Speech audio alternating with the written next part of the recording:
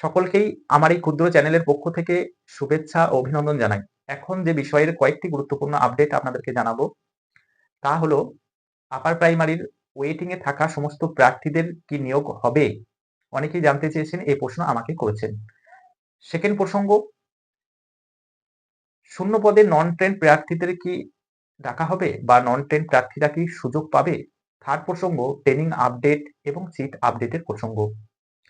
তো এই সমস্ত প্রসঙ্গগুলো এই ভিডিওর মাধ্যমে আমি আপনাদেরকে জানাবো। তার আগে আমার সমস্ত সম্মানীয় বন্ধুদের কাছে আমার একান্ত অনুরোধ, যে সমস্ত বন্ধুরা এখনো চ্যানেলটি সাবস্ক্রাইব করেননি, সাবস্ক্রাইব করে পাশে থাকুন। আর যে সমস্ত বন্ধুরা আমার এই চ্যানেলটি সাবস্ক্রাইব করে নিয়েছেন, অসংখ্য অসংখ্য ধন্যবাদ। ভিডিওটি প্রথম থেকে শেষ পর্যন্ত দেখবেন। আর একটা কথাই বলবো, এই চ্যানেলটিকে বেশি বেশি আপনারা শেয়ার করে দেন। তো প্রথম প্রসঙ্গে চলে যাই, যে ওয়েটিং এ থাকা প্রার্থীরা সকলেই কি নিয়োগ পাবেন, এই বিষয়ে আপনাদেরকে বলি। আমরা জানি যে থার্ড ফেজের যে কাউন্সিলিং সেটা শুরু হয়েছে, সেখানে 724 জন ডাক পাচ্ছেন। অনেকেই অনুপস্থিতি, সেটাও জানি। তো সেক্ষেত্রে যে সমস্ত অনুপস্থিতির মানে সিটগুলো রয়েছে, সেটা পরবর্তী অর্থাৎ ফোর্থ ফেজে কাউন্সিলিং এ অ্যাড হবে। ফোর্থ ফেজে যদি অনুপস্থিতির সংখ্যা বেড়ে যায়, সেক্ষেত্রে পরবর্তী ফেজে সেটা কাউন্ট করা হবে। তো আপাতত আমরা জানি এখনো পর্যন্ত যে সিটটা কমিশনের কাছে আছে তা হচ্ছে 1100 প্লাস। যদি সিট এই থার্ড কাউন্সিলিং এর যদি অতিরিক্ত সিট বা ভ্যাকেন্সি নন জয়নিং থাকে, সেক্ষেত্রেও কিন্তু 1100 প্লাস যোগ হবে। তো কমিশনের হাতে এই এখনো পর্যন্ত যে 1100 প্লাস সিট রয়েছে, এই সিটে অবশ্যই প্রত্যেককে ডাকতে হবে। আমরা জানি কোর্টের যে অর্ডার আছে যে 14,052 মানে পদে নিয়োগ দিতে হবে। সেটা অবশ্যই মানে 14,052 পদে কিন্তু নিয়োগ দিতে হবেই। কিন্তু এটাও সত্যি যে অনেক সাবজেক্ট আছে যেখানে কিন্তু শূন্য পদ আস্তে আস্তে কমে যাচ্ছে, অর্থাৎ সেখানে কিন্তু যে সিটটা সেটা কিন্তু আস্তে আস্তে ফিল আপ হয়ে যাচ্ছে। যদি সিট সে বিষয়ে ফিল আপ হয়ে যায়, তাহলে সেই বিষয়ে ওয়েটিং এ থাকা প্রার্থীদের কিন্তু নিয়োগ হচ্ছে না। এটা বাস্তব, এটাকে মেনে নিতে হবে। কিছু কিছু সাবজেক্ট আছে যেখানে কিন্তু শূন্য পদ থেকেই যাবে।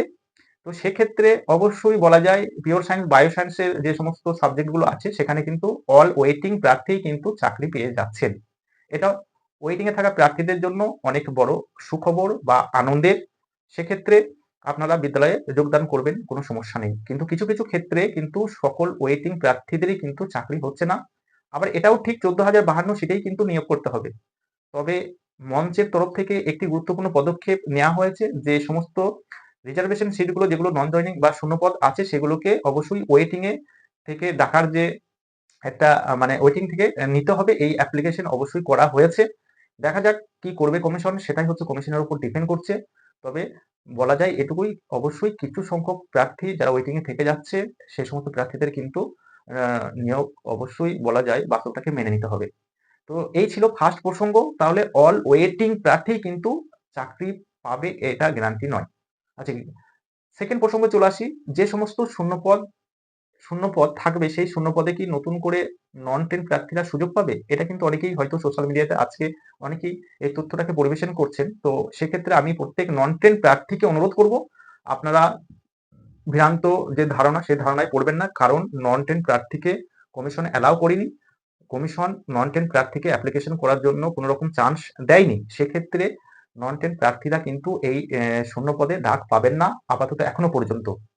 তাহলে কি হচ্ছে, এই 14,052 অনগোয়িং সিটে কিন্তু কোনো নন টেন যে প্রার্থী তারা কিন্তু ডাক পাচ্ছেন না। এটা বাস্তব, আপনারা এটাকে অন্যভাবে নেবেন না, বাস্তবটাকে মেনে নিতে হবে। তো এই ছিল সেকেন্ড প্রসঙ্গ। থার্ড প্রসঙ্গ, যে ট্রেনিং আপডেট এবং সিট আপডেটের প্রসঙ্গ। দেখেন, আমরা জানি যে আপার প্রাইমারির হাজার হাজার প্রার্থী টেট পাস এবং পরবর্তীতে ট্রেনিং করে নিয়েছেন, এবং 2016 সালের আগেও কিন্তু অনেক প্রার্থী এখনো পর্যন্ত আছেন যারা বঞ্চিত। সেক্ষেত্রে বঞ্চিতদের সম্মানীয় যে সমস্ত বঞ্চিত প্রার্থীরা আছেন, তারাও কিন্তু আন্দোলন করছেন, মুভমেন্ট করছেন, এবং কি এই মুভমেন্টের কোনো সবুজ সংকেত এখনো উঠে আসেনি। কমিশন একবারও ঘুরেও তাকায়নি। কেন তাকায়নি? এটা আমাদের জন্যই। আমরা সেইভাবে ওই আন্দোলনে অংশগ্রহণ করছি না। আমরা এখনো মানে বাড়িতে বসেই মানে কোনো ইউটিউবে চ্যানেলে খুলে দেখছি যে মুভমেন্টটা কেমন হচ্ছে। আদৌ সেইভাবে মুভমেন্ট হয়নি, হচ্ছে না। তো প্রত্যেক টেট পাস প্রার্থীদের আমি অনুরোধ করছি, আপনারা যদি সিট আপডেট, ট্রেনিং আপডেট করতে চান, তাহলে ঘরে বসে না থেকে অবশ্যই কলকাতায় আসুন। একটি বৃহত্তর আন্দোলন বা মুভমেন্ট, সেটাতে সেটা করুন, না হলে কিন্তু সিট আপডেট বা ট্রেনিং আপডেট কিছুই হবে না। দেখেন প্রত্যেককেই কিন্তু মানে একটা নির্দিষ্ট এজের যে ভ্যালিডিটি, অর্থাৎ আমরা কিন্তু আস্তে, আস্তে আমাদের যে এজের ভ্যালিডিটি সেটা কিন্তু শেষ হয়ে যাচ্ছে। যেটা বলতে চাইছি যে আপনাদের বয়স কিন্তু পার হয়ে যাচ্ছে। আপনারা যদি ভাবেন এখনো যদি ঘরে ঘুমান তাহলে কিন্তু পার হয়ে যাবে। সিটও আপডেট হবে না, ট্রেনিংও আপডেট হবে না, নিয়োগও হবে না। তাই প্রত্যেক টেট পাস প্রার্থীদেরকে, আপার প্রাইমারি টেট পাস প্রার্থীদেরকে যারা ট্রেনিং আপডেট অ্যা করতে চান এবং যারা এখনো পর্যন্ত ট্রেনিং আপডেট করে নিয়েছেন, সকল প্রার্থী একত্রিত হন অ একটি নির্দিষ্ট সংগঠনের মধ্য দিয়ে। যে সংগঠন হবে শক্তিশালী, সেই সংগঠনের মধ্য দিয়ে আপনারা মুভমেন্ট করুন, আন্দোলনে এগিয়ে আসুন। তবেই কিন্তু ট্রেনিং আপডেট, সিট আপডেট হবে।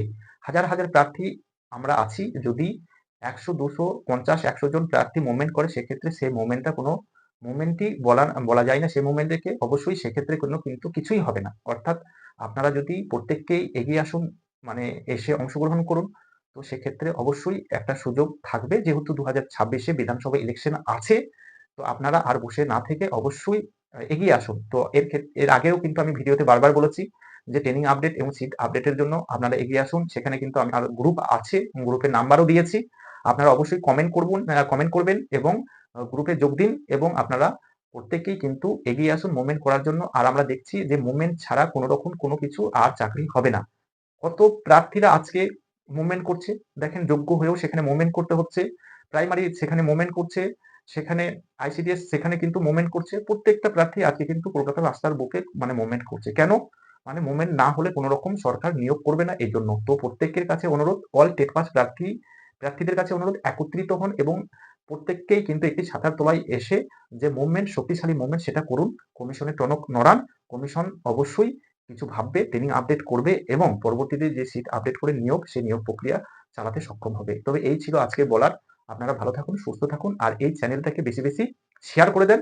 অনেক প্রার্থী আছেন, অবশ্যই এই চ্যানেলের মারফত কিন্তু আসতে পারবেন। তো সেক্ষেত্রে বলব আপনারা বেশি, বেশি এই চ্যানেলটি শেয়ার করে দেন। আর আপনারা দলে, দলে এগিয়ে আসুন। মুভমেন্ট করতে হবে। মুভমেন্ট ছাড়া কোনো উপায় নেই। হাতে আর বেশি সময়ও নেই। অনেকের ওভার এজ হয়ে যাচ্ছে, বয়স শেষ হয়ে যাচ্ছে। অবশ্যই কমিশনকে এই বিষয়টা দেখাতে হবে। তো আপনারা ভালো থাকুন।